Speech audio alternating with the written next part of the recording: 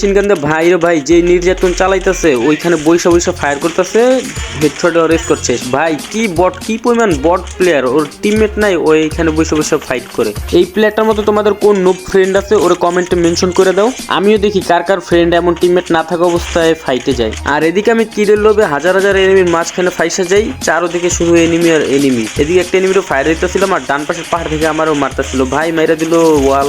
সবগুলো এনিমি মিলে আমার উপর নির্যাতন চালাইতেছে। আমার নিচের দিকে দুইটা প্লেয়ার আছে, ওদেরকেও হয়তো বা পাহাড় উপর থেকে মারতেছে, দেখি থার্ড পার্টি করে মাইরা দিতে পারে নাকি। দুইটা প্লেয়ার, আরেকটা প্লেয়ার আগে থেকে ডাউন হয়ে রয়েছে, দুইটারই কিল নিয়ে নিলাম। सिस्टम पार देंगे। ওই পাশের পাহাড়ের উপর থেকে একটা প্লেয়ার প্রচুর পরিমাণ জ্বালাইতেছিল, ওরে হকশট মেরে ক্লিয়ার করে দিই। আর এটারে ক্লিয়ার করে অলরেডি আমার 9 কিল হয়ে গেছে। এখন 28টা প্লেয়ার অ্যালাইভ আছে ম্যাচে। এই ম্যাচে কি 20টা কিল হবে? আর যেতে যেতে পথে সামনে আমার টিমমেটকে সহায় দিছে একটা পাহাড়ের উপর থেকে মাইরা, ওরেও হকশট মেরে ডাউন করে দিলাম আর রেড শুট মেরে ক্লিয়ার করে দিলাম। অন্যদিকে পাহাড় উপর থেকে আরো একটা পিছন দিয়ে প্লেয়ার এসে পড়ো, ওও আমাদের টিমমেটকে মারতেছিল।